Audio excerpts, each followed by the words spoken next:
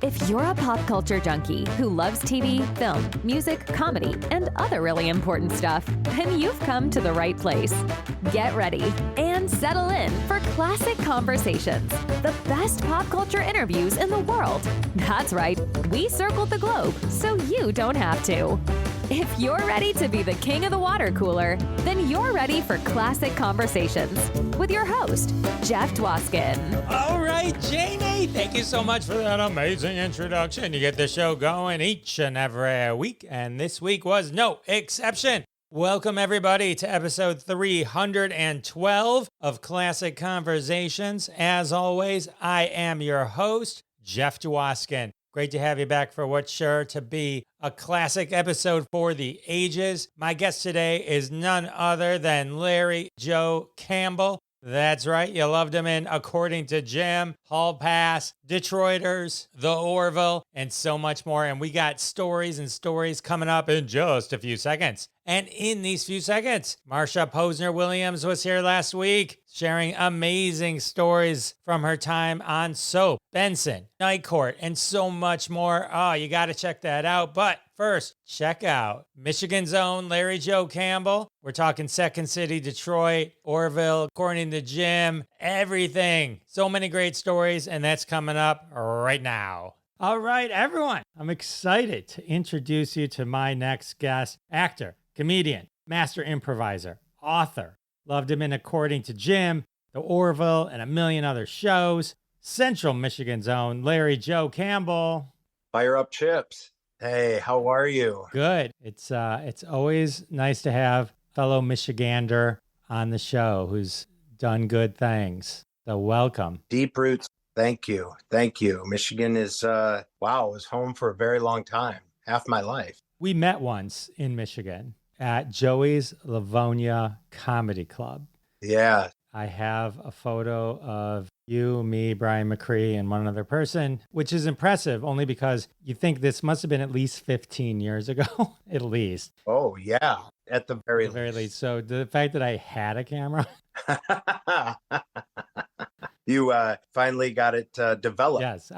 At the right age. I don't remember why you were there. You just kind of showed up, and then I think you did a set or something, right? And then I had put some stand-up together. My history was always based in improvisation through the Second City and whatnot. Once, According to Jim rap, I wanted to tell some stories. And so I was starting to head out on the road. That's a hard life. That's tough, stand-up. My hat's off to all the people doing it because it can be a lonely road. Yeah. Did you find it lonely, or were you able to get booked to tell your stories? I did. I went different places. I wasn't good at that business part of it, of finding those gigs until someone found them for me. And as I was doing it, and I had a riot, I had a lot of fun doing it.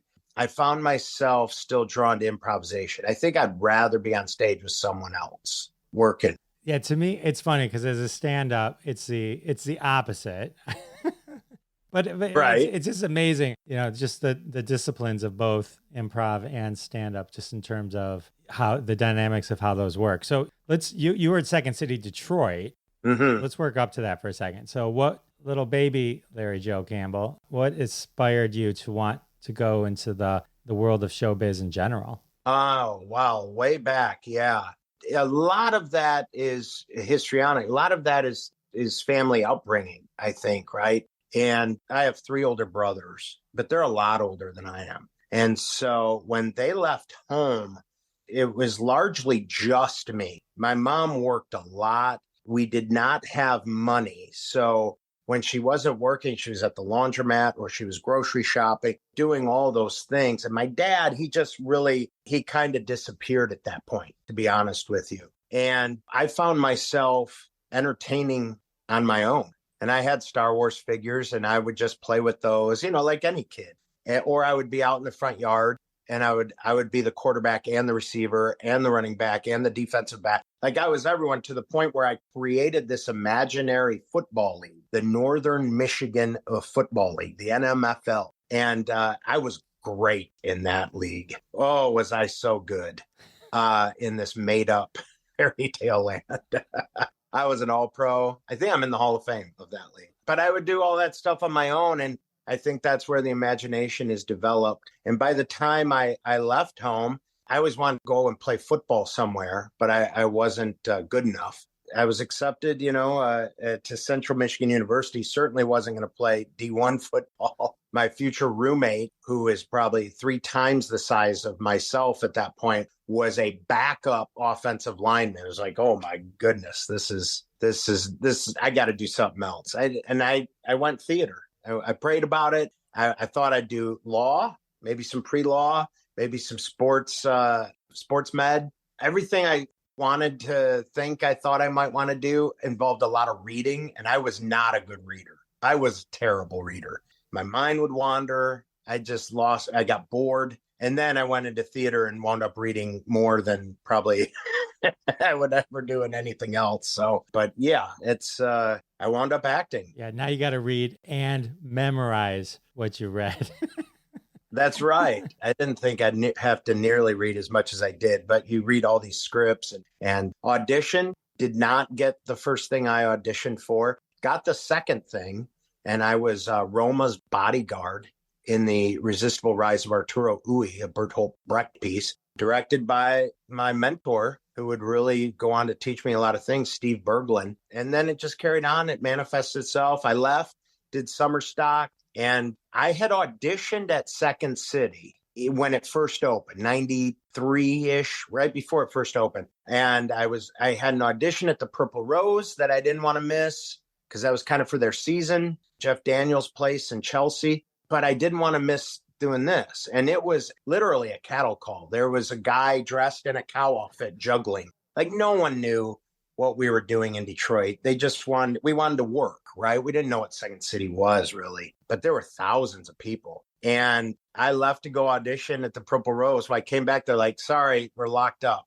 And I was like, oh, and I got in at the very last grouping, 10 of us. I said one line. We're doing some foxhole scene. And I don't even remember the line I said, but they just said, thank you. I mean, it's the last group from 9 a.m. to 5 p.m. on the second day. Like they're done. They're exhausted. Seeing anybody. At this point, yeah. Yeah. And so when I had the opportunity, I think this would have been the winter of 1996. I was doing a play at the Attic Theater, 12th Night, which was directed at the time by the Associate Artistic Director of Stratford in Canada, that festival. When I had the opportunity to audition again for the second day, I was like, no way, I'm not going to put myself through that again. But it wasn't anything like that.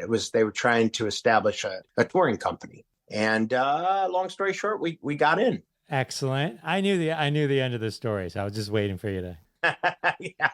Surprise. So you are noted, just so you know, you're a notable alumni on the Central Michigan website, just so you know. Oh, well, that's kind of them. I think Jeff is as well, but I don't think he graduated but they're like, we're going to take him.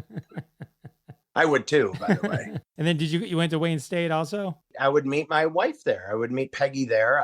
When I did that summer stock, and this is prior to auditioning the second time for Second City, I went to Wayne State, and really great program, the Hillberry, where they paid their graduate students to perform and rep. Like, how could you not love that? We were repping, 6 Degrees of Separation with Measure for Measure with Romeo and Juliet. It was so fun. But it took a turn in terms of the studying and I guess the format of the education there. And it became a lot of classroom work. And I just didn't want to go back to school in that way. I wanted to perform. So I left and I went to Chicago for a very brief moment. I had auditioned for Victory Gardens and Steppenwolf and Goodman. And I was just like, oh, and I'm also thinking about moving. And they said, well, hey, when you move, keep us in mind. And my naivete thought that meant, oh, when I do move, they want me to tell them so they can hire me. And that wasn't the case. So I found myself working at a sub shop at Union Station. And I got to tell you, they had these diagrams for everything at that sub shop, but they were all handwritten. Like if you want to know how to cut a tomato, the assistant manager there had cut the tomato in slices. But it was a handwritten diagram that he had cut up there, and he hung it, and he wanted a certain shape and whatnot. they had a diagram for taking out the garbage, but it was a stick figure. And so my first day of taking out the garbage at this sub shop at Union Station, I was working with this young woman named Mary, who had been working there for a long time. And the assistant manager, who had kind of this nasal kind of thing going on, he was like, Mary, it's time to teach Larry how we take out garbage here. And guess what? It turned out to be how everyone takes out garbage. But he was standing behind her shoulders while she pulled up the garbage from each side and did this universal tie. And we went up. Now, Mary didn't say a word. I had been there for a little while. Mary did not say a word. And we get into the depths of Union Station, the dungeon, cavernous tunnels where the big dumpsters are, where the McDonald's employees and the KFC employees, all these are taking out their trash. And she's walking me out and she hasn't said anything. She just throws the trash into the big dumpster. And she finally says these words to me. She goes, "This is my favorite time of day because I see all the other lonely people and I don't feel so bad." And I was like, I think I got to get out of working at this sub shop. Like, I think I got to go back to Michigan. If ever an inspirational moment. Yes, she saved my life, really. Otherwise, I'd still be cutting tomatoes with the manager there. I'm not going to lie, Larry. When you went into the voice, I didn't realize you were doing a voice at first. And I'm like, holy crap, Larry is having a stroke while I'm interviewing. It wouldn't be the first time. I've survived a few of them. I was like, oh no, what's happening? So Second City, Detroit, Keegan-Michael Key was there. Yes. Any other notables that went on from the Detroit crew? Oh, yes, indeed. I mean, we had an all-star cast. Now, Second City, Chicago was like the mother of it all. And Second City, Toronto, I mean, they had SCTV, all the famous people from, Eugene Levy and John Candy and all of them. So they had their own thing going. So when Detroit happened, and it was partnered with the Illiches at the time, we were the stepchild for sure throughout the 90s. We were shooting a movie that, a Friends of Friends was putting together, just an indie film called Get the Hell Out of Hamtown in Detroit. And Keegan was in that movie. And my friend Josh Funk, who was big time Second City, went on to direct. He's still an artistic director out here for it. I was his understudy originally. Josh and I were in the movie. We saw Keegan. We're like, this dude he should audition for Second City. Like, it was a no-brainer from the get-go. And he did. Sure enough, after that, we shot that little indie. He went down, auditioned for Second City, got in easily. I mean, the guy's amazing. And we developed a cast. Mary Beth Monroe came out of that. Bob Hart's Abishola, she's on that right now on CBS. Mark Evan Jackson, he was our piano player, was the musical director while I was there, and then moved to the stage. Good Place, Brooklyn Nine-Nine. It was just an incredible cast. Once we left, my friend Eric Black and I, when we had the opportunity to move to LA, you had Antoine McKay come through there, who was a big Chicago star. And of course, after that was Sam Richardson and Tim Robinson. I mean, it's just loaded with all sorts of talent. I knew Tim was Second City, Detroit. I didn't realize Sam was. Yeah, the partners in crime, those two. They're brilliant. They're just absolutely fantastic and fearless. I love those two. I love those guys. Oh, well, let's just naturally pivot to Detroiters then for a second. Okay. Okay. So Detroiters I consider it a crime against humanity that Comedy Central canceled that show after only 2 seasons. Yes, absolutely.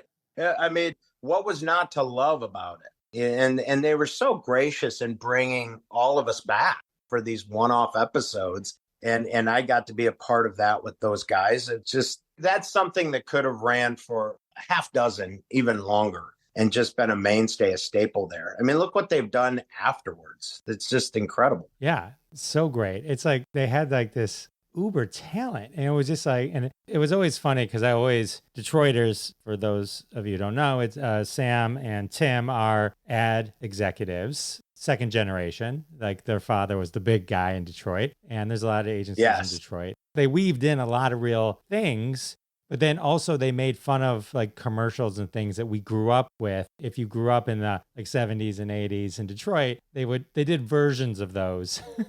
And that. Yes. Larry, you were in the Husky Boy episode.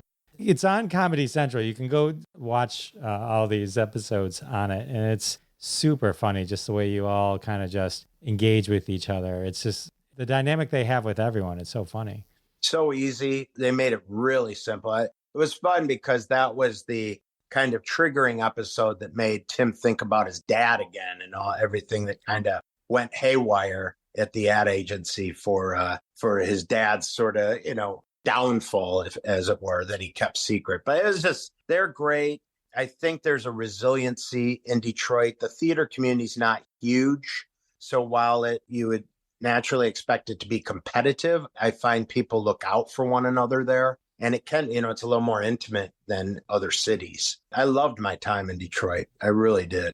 Detroit's interesting because it gets a bad rap, but over the last so many years, probably 10 years, between the Illiches and Dan Gilbert have really built up the city. All our sports teams are in Detroit. It's a foodie destination. The only thing we really don't have, like when you go to like Chicago or New York, where there's always plays, we have the Fisher Theater where, for 3 weeks there, you can see whatever's coming in through town or something. But there's no Hamilton didn't play for 3 years in one theater.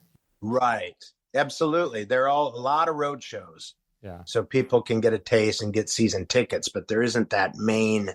That's what I miss about Second City, quite frankly, because once they moved and tried to do that on their own in Novi, and then that didn't work. It's just they don't have that destination. That's I think, necessary. The old Second City is now, I believe, called House of Comedy or something like that. It is a comedy destination once again. And I believe there's another whole comedy club down there. I'm not sure what happened, after the pandemic or what that was. But so did you know Sam and Tim from Second City, or they came after you? So you just... I did know them. Yeah, no, they were in the tour co prior, while I was on main stage. Some of that group went through the training center there, and I was able to teach there while I was at Second City in Detroit. So yeah, we knew one another. I remember driving Sam home one night, after we were at Seven Brothers in Hamtramck, and that was our bar that we hung out after shows. So and I think Jamie Moyer is another great actor. You may not know the name, but you see her on so many things. There's just so much talent. But I think, again, it's still a small community from what I can tell, that people feel they do have to leave sometimes to keep it going. And others have stayed, and they're brilliant while they reside still in Motown. So then Keegan hooked you up on Key and Peele? Yeah, Keegan brought me in on that. The slave auction was the second scene they had ever filmed. I mean, that was right out of the gate when they got going. And I still have people coming up to me talking about that scene. I mean, the satire in that is just brilliant. They wrote a great scene where you can actually be auctioning off slaves, and then their ego gets involved and they can't believe that no one's bidding on them. I mean, it's just those two, they're really gifted. Oh my God. Some of those skits that just kind of play on, TikTok or like on YouTube, where it's just the clips. You can watch those things over and AA Ron. I mean that. Right. And they're constantly the references are still alive. I'm watching the NFL, and they were talking about, is he going to do one more hip thrust and draw a penalty, and that's what Keegan was doing. And all the names on the back that was inspired by DeBrickashaw Ferguson, it's like all that stuff it's still present. So, all right. So it's the late 90s and you're like, goodbye, Michigan. I'm going to LA. Yeah. We were performing at the Second City. And again, the Illiches were partners with it, and they were doing some sort of summer madness, and Darren McCarty had his really heavy band, his heavy metal gig going, and he was into that. Well, they were in the parking lot on the opposite side of our stage. The walls are thin. And all we heard was him jamming during our show. And, we got egos too. We have ownership in our material. We got a little frustrated. And we always improvise after every show. We always did. And that we were like, we're not doing it tonight. Then we find out that Dave Coulier and Bob Saget are in the audience for the charity event that's going on that weekend, the hockey stuff that Dave Coulier is so good at. that he puts on every year. Well, we said they could come back tomorrow. We're not improvising. Well, Dave couldn't make it, but thank God Bob Saget did. He came back, he improvised. We had a hell of a great time. It was so fun. The guy is fearless on stage. And, again, kudos to him for, God rest his soul, for coming on stage, not knowing anybody. And he just is Bob Saget is something I just absolutely loved about him. Like he was who he was. To have that confidence in that, I've always looked up to, because I'm always hiding behind some sort of mask, thinking that whatever I'm doing probably isn't good enough. I'll be a character instead of me. But he was him, and it was killer. And sure enough, he told two of his reps at Brillstein Gray at the time, and those two reps came out 2 weeks later and then signed myself and my friend, who also has passed, Eric Black. That's how we then made the leap from Detroit to LA. So the Full House crew. Yes. And I got to see Bob again because I was Sudsy the Clown on Fuller House a few years ago. And he was on that episode. And anytime I ran into him, I was just vomiting my gratitude towards him, because that's such a life-changing moment where you get signed. We thought we were going to do more shows at Second City, and our manager at Brillstein was like, no, you guys got to move out for pilot season. So we packed up Eric's little Saturn and drove cross country and made a go of it. My wife was a teacher. She still had to finish her contract. She was teaching in the Detroit public school system. So we spent like 6 months apart. That was January of 99. So that was, golly, that was a long time ago. It's going on 25 years that I will have been out here in LA. It's amazing how many stories after Bob Saget passed, like that there was, of just how generous he was for a lot of people. Oh, so generous. But I think you also have to thank Dave Coulier for being friends with Bob Saget. Well, what's interesting, yeah, because Dave did bring Bob out for the charity. But what's interesting is when I did Fuller House, I never put together that Dave was there the first night. And so Dave was he directed that episode where I was Sudsy the Clown on Fuller House. And he was like, Larry, can I remind you, like, I watched the show with Bob. I was like, yes, these guys are great. Like, I was part of this. Because I always refer to Bob when I tell that story. But yes, Dave's a big part of it as well. And he's a Michigan guy, building the house back there.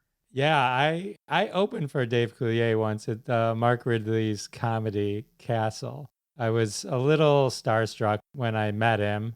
I remember comes up to me in between shows. Have you been to the Comedy Castle? Like there's a little hallway behind. And he goes, hey, Jeff, are you going to be here after the show? And in my head, I'm like, keep in mind, this all took place in like 5 seconds. And I'm like, oh my God, Dave Coulier wants to hang out with me. And it's like, yeah, I'm like, yeah. And he's like, I'm like, yeah, I'm going to be here. He's like, great. Could you get my shirt to the MC? I forgot to hand it to him so he could remind everyone to buy it. I'm like, I'll do that for you, Dave.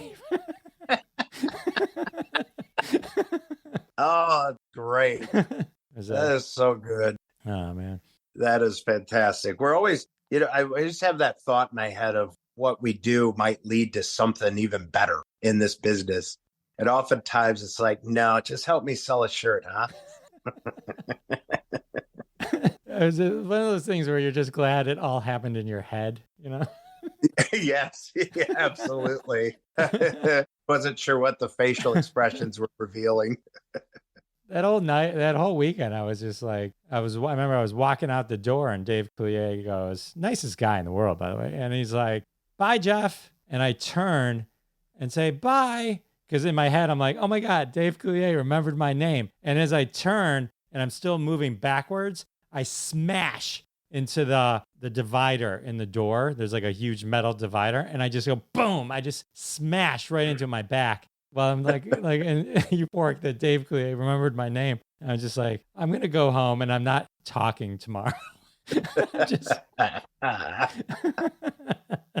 was telling a story not long ago. I had the opportunity to go back. I think it was 2006, maybe. No, it was before that, because I think that was when the Tigers were in the World Series. But they hosted an all-star game right around that time. Pudge was still there.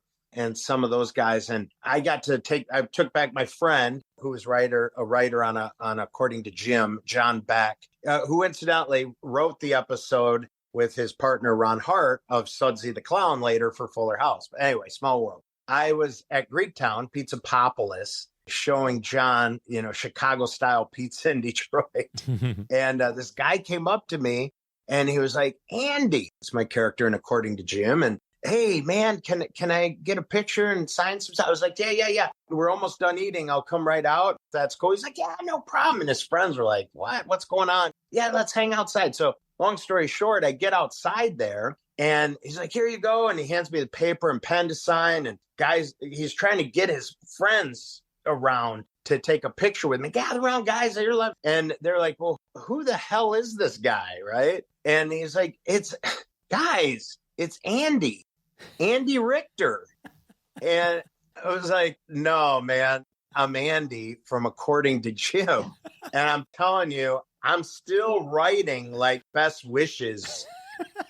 And he takes the paper and pen away. And they were like, come on, guys, let's get the hell out of here. Like he didn't even finish. I couldn't even finish writing my name. I think that was just a quick sign to not get too big for the business. Well, the funny thing is Andy Richter is also from Michigan. He's from Grand Rapids, Michigan. On the other side. Yeah. So maybe, who knows? Maybe you're related somewhere. A lot of people coming out of the Great Lakes state. I can see you could be cousins or brothers or something. Oh, yeah, sure. For sure. No doubt. That is so funny. It's funny though that yeah, never mind. Never mind. I never gave him my autograph. Have you ever met Andy Richter? Yes, briefly. A lot of times while shows were going on, Victor Fresco, who really gave me a shot when I got out here, and I had done an episode of Friends and Stark Raving Mad with Neil Patrick Harris and Tony Shalhoub. That was a fun little show. It didn't last, but it was great. That was my first gig out here. But after that, I had been playing around with, I'd gotten a pilot. But when I got the pilot, and it was Victor Fresco's pilot, who would then go on to do a show with Andy. So I met Andy briefly. When I did this pilot, and at that time it was called People Who Fear People, the lead that they got for the pilot, we're in front of networks. I don't know what the heck I'm doing, but now we're doing our table read. We got to sell this to the networks and put the energy in. And I was given all those warnings, and John Cryer was a part of it. And we had a lot of buddy stuff in that regard. So that was fun to play with him. He's an old pro, so I felt comfortable with him for sure. But the lead of that at the time, couldn't hear him. He's so in the pocket and just reading and just staying right there in the script, and just wasn't funny. Couldn't understand him. We didn't start rehearsing. I'm sitting in my dressing room. Finally, a meeting was called and said, we've fired the lead. I didn't know that happened. Like, wait a minute. You can get fired after you get the gig too? It's hard enough to get the gig. I mean, and so that was put off for a whole year. Gave us a holding deal, and then we shot it, and they let two other people go. And as a result, we got David Krumholtz on it, Paget Brewster. And so it turned out we wound up going to air as The Trouble with Normal. And that was my first series regular before According to Jim. I wish it had gone longer. We shot 13, but it only aired 5 episodes, just didn't get the ratings. But one time I was in Ireland, and it was on like the Paramount channel there. And it was so odd to be in Ireland during the heyday of According to Jim, and people going, hey, you were on Trouble with Normal. I'm like, oh, yeah, how do you know that? But yeah, it was a fun show. I was going to ask, I had a little note here to ask if the 8 unaired episodes were ever seen or are available. Somewhere in Ireland. So only in Maybe. Ireland. That was like 2005, so maybe not. All right, so all the Larry Joe Campbell super fans, head on over to Ireland. That's right. That's cool. John Cryer's got a new show, so you can give him a call and go, hey. Yeah, that's right. And he looks great. That looks like a fun show. And Donald Faison is in that show. And you know what's funny is right after According to Jim, there was a pilot called The Law.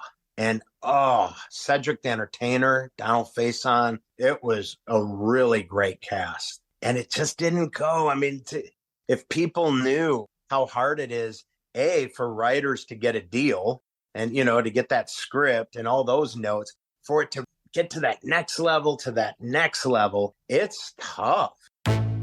Sorry to interrupt. I have to take a quick break. I do want to thank everyone for their support of the sponsors. When you support the sponsors, you're supporting us here at Classic Conversations, and that's how we keep the lights on. And now back to my conversation with Larry Joe Campbell. If The Trouble with Normal had been a huge, huge success, then you may never have gotten According to Jim. That's true. And I didn't get According to Jim at first, which is another thing that I didn't realize happened in this entertainment universe of ours. Is when I first auditioned for According to Jim, they said no. Like, we already have kind of a funny, bigger guy. And so the guy who got it was very tall, slender, just kind of Laurel and Hardy almost with Jim. And it didn't work out, though. Their chemistry, I don't know what happened. But then I hear, they're recasting. I didn't know that was a session when pilot season was kind of something you could rely on that had these foundational pieces of January through March, and the pickup in May. Now it's kind of all over the place. But June then became recasting month. And I got another chance at it. And I read with Jim and got it. That's awesome. There's a bunch of famous little stories like that. Speaking of Friends, which I want to get back to but in a second, but like Lisa Kudrow was Roz on Frasier. Right. The original Mother of Dragons on Game of Thrones was somebody else. It was, so wild. I guess it's never give up. Just, you can't. And the industry's changing a lot. And I got to start out when, in my mind, it was still very romantic, where that it's not very efficient or cost effective, but you would have people driving that night's script that was hot off the press to your house. It was nice getting a script from the messenger or the PA or saying hi and then reading it that night before you had to be in the next morning, and then it started easier to email. But it's just, there was something really lovely about that experience. It's like having different foods out at craft services. There would be a different sort of festival of food flavors every week. It was really fun. And again, I guess they're keeping the cost down, but it's become more and more corporate.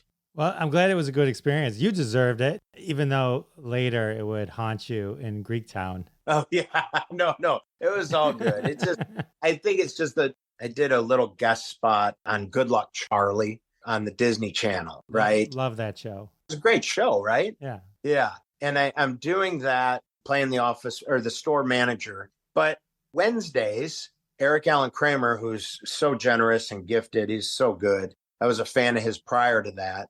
But he was saying Wednesdays, per our contract, we don't get food, right? So we do a potluck. But you're a guest star, you don't have to bring anything. Just want you to know you're invited and included to be with us on our potluck day. Again, that just shows you kind of how corporate and cost-cutting things had gotten. But it also shows you the resiliency and how actors then remain creative and band together. And they made the best of that situation. And it doesn't even matter. I mean, that show was huge, too. It was a big deal for Disney on that network at the time. Yeah. Eric Allen Kramer is a great guy. I had him on the show. He was Thor. He was the original Thor. Oh, yeah. I always liked him from True Romances. Yes. Yeah. I remember talking to Eric Allen Kramer. You realize, when you're at a certain age, I'm talking to him about Good Luck Charlie. My kids were so excited. When you talk to my kids, when I tell them who I'm talking to, their reference of who they get excited to is different, right? They're like, Bob Duncan. You're talking to Bob Duncan. That's right. Yeah. And I'm talking to Eric Allen Kramer, and I'm like, the stage in my life where I was watching that was with my kids. And I'm like, I had such a crush on the mom. Yes. So speaking of frame of reference, so my wife says, who are you talking to? I'm like, Larry Joe Campbell. I said, you would. And I always put it in context of Friends for her. She's obsessed with Friends. I'm like, Larry is the one that recognizes Phoebe, thinks she's Ursula from the porno. Yes. And her immediate reaction is visceral reaction. Oh my God. It's like... I tell you what, it was one of the first gigs heading out to LA. And whoa, if ever a show stuck with people, all my kids have watched it, continue to watch it. Mm-hmm. And my kids never never even thought I was an actor because they were so young with According to Jim, even though they were toddlers running around the set pre-show. It was until those shows on Disney where they're like, oh, I guess you did. Okay, you are an actor. Because I did Dog with a Blog, Oh, I get it now. My dad was on the show with the dog who writes a blog. He's super famous, right? That's right. Come to my show and tell, Dad. Tell everyone how to write Dog with a Blog. That's funny. But yeah, so was it fun just even being a guest on Friends? It was intimidating. And they were bigger than big, and but gracious. And right away in rehearsals, the writers, which, I was still too new, but writers are going to laugh at the jokes that they pitched. And sure enough, my stuff got laughed. And I was like, oh, good, I'm doing all right. But it turned out it wasn't just writers trying to defend their jokes. It was actually working. And that scene with Lisa and then with Matt, because he comes in there, and it was a funny, quick scene that kind of like Wedding Crashers, It just, I'm not on camera for Wedding Crash longer than a minute, but people always talk about the best man speech, and it's just one of those scenes. But I will say, when we were done filming that, Lisa and David both came up to me. So we didn't get to work with you, but we just wanted to let you know that we loved what you did and we laughed. They were so generous, so gracious. It was fun.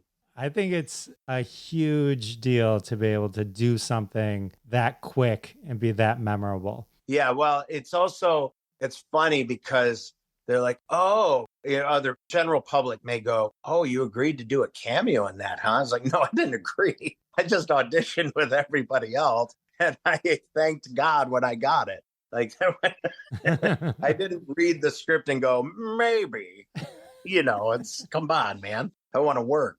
Yeah, well, Friends, and then you get all the residuals. It's like, you're in good shape. Yes. There's a bar out here called Residuals. I haven't been there in years, but the wall is just tapped with 2 cent, 1 cent, 3 cent residuals, floor to ceiling. It's always funny when somebody will mail a check with the stamp. It costs more to mail it than the actual. Yes. Printing it probably costs more.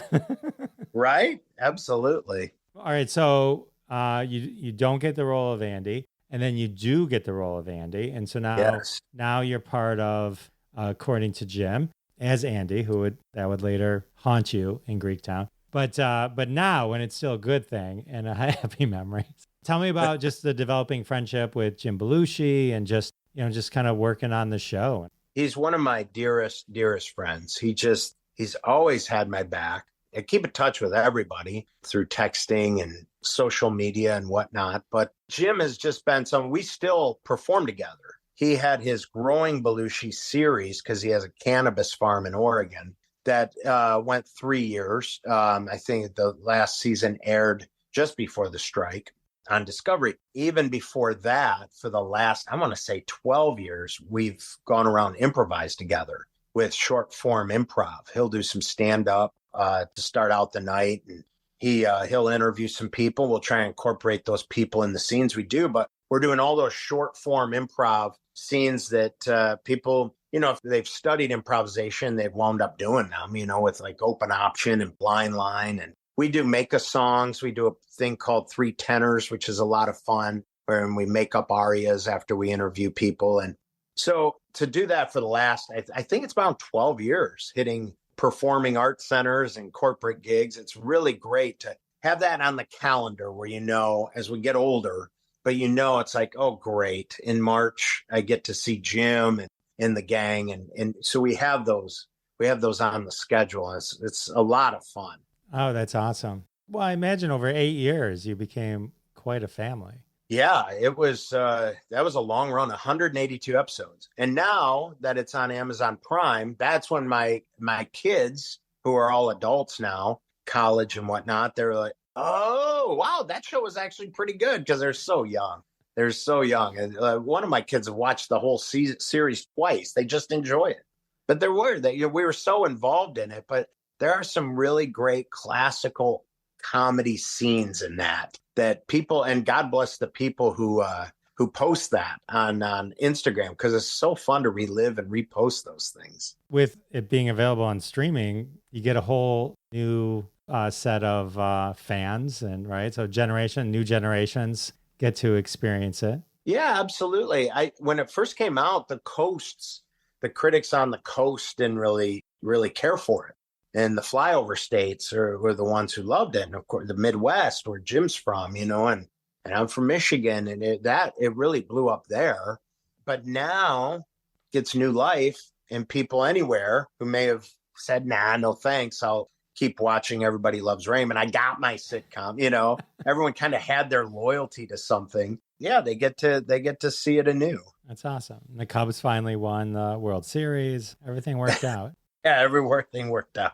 How was it directing episodes? You directed like 9 episodes? I did.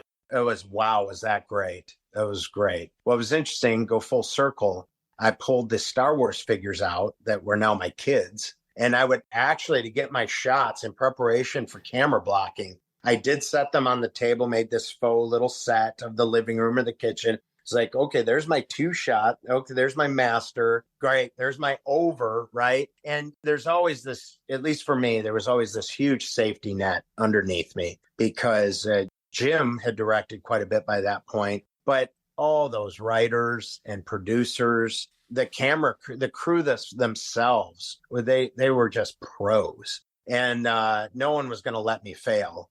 So I remember one time I did, it was the Green Man, episode where it was St. Patrick's Day, and Jim, it was really fun to shoot because he was looking in the mirror while the Green Man, which was also him, was talking back. So we got to do a lot with effects. That was my first time dealing with that. But I remember one time wanting to do this slow-mo shot where this guy gets thrown out of a bar window because chaos ensues. And it was just kind of going to be this rolling dolly shot. And Jim's like, no, do it this way, horizontally, so he goes through the lens. I was like, wow, that is a much better, more violent, higher velocity sort of action shot. And we wound up doing that. So it was really collaborative. And that's what I miss. And I think that's why I also like doing improv and all that. It just gets so collaborative. That's really cool. I do want to also kind of talk about one other role of yours that was on one of my favorite shows. Okay. The Orville. Oh, yes. It's the greatest and most frustrating show in the world in that Disney doesn't seem to know what to do with it. It's been years. You were on season 1. Yes. I find the Orville to be one of the... Seth MacFarlane, I think, is a genius in general. I'd love to hear your interactions with him. The show actually kept getting better and better and better. And it's such a kind of a throwback to like great science fiction. Like it out Star Trek.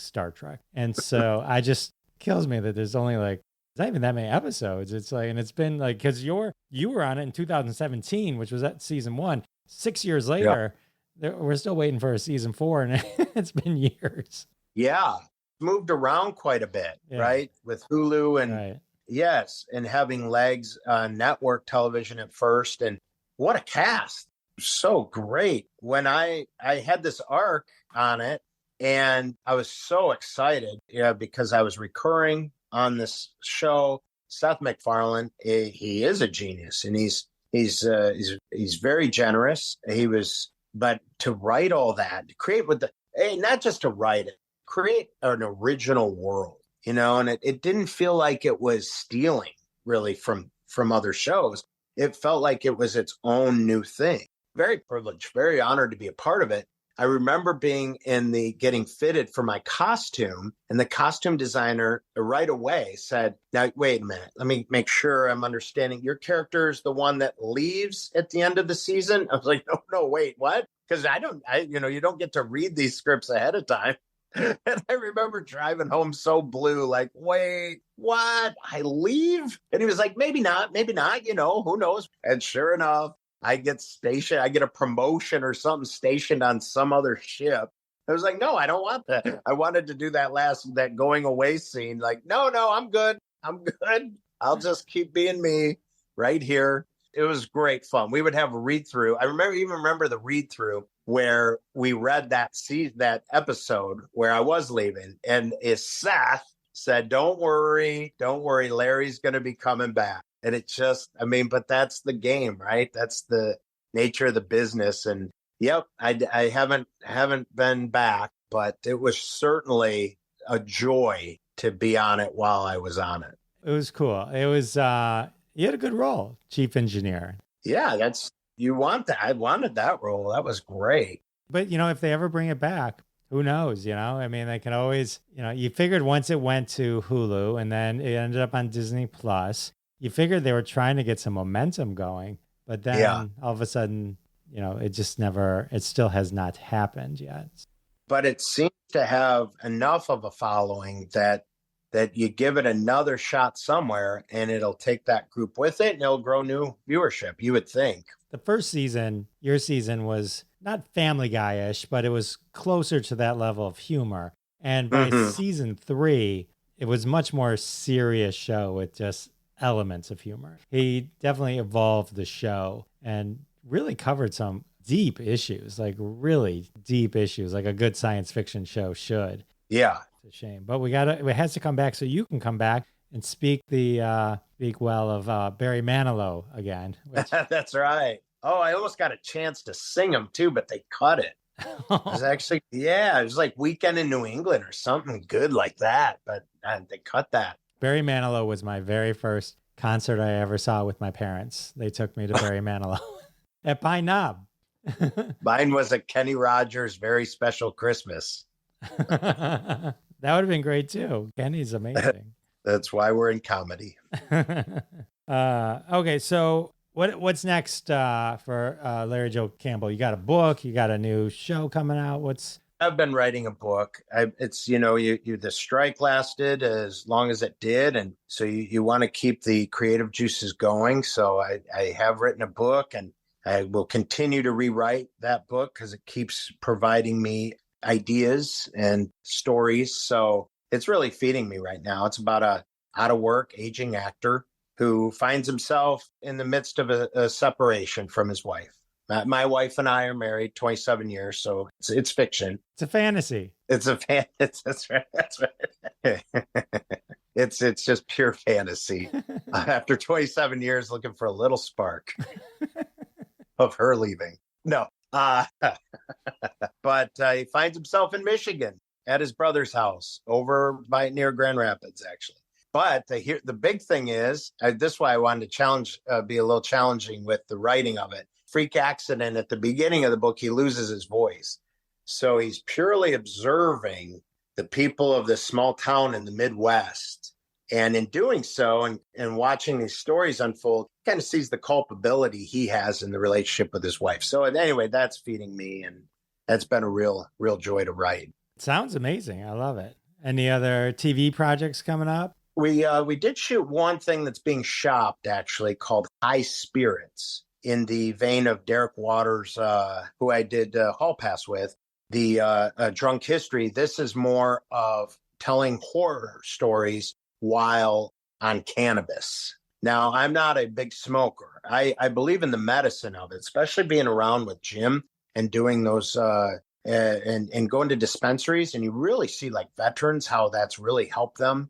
But so I really am big fan of microdosing the edibles, real small, 5-10 milligrams for sleep, anxiety, for that sort of thing. But I am not a smoker. I'm not good at smoking. And I took a few puffs, coughed up a lung, and then I was gone.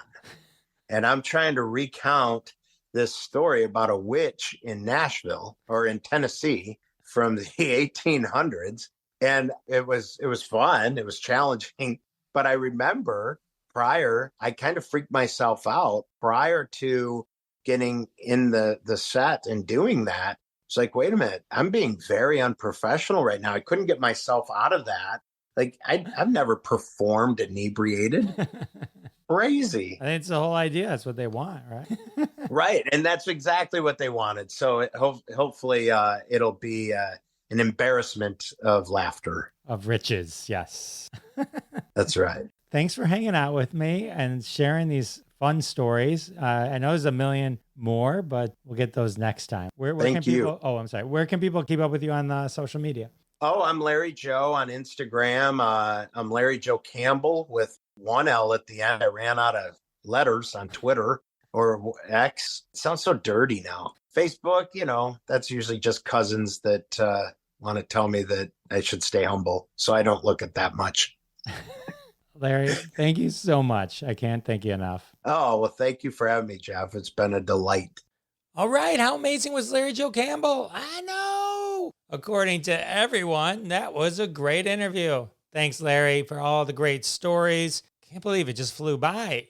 Another episode has come to an end. Well, huge thanks again to Larry Joe Campbell. And of course, a huge thank you to all of you for joining me week after week. Can't thank you enough. Means the world to me. And I'll see you next time.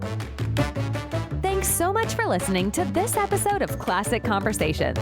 If you like what you heard, don't be shy and give us a follow on your favorite podcast app.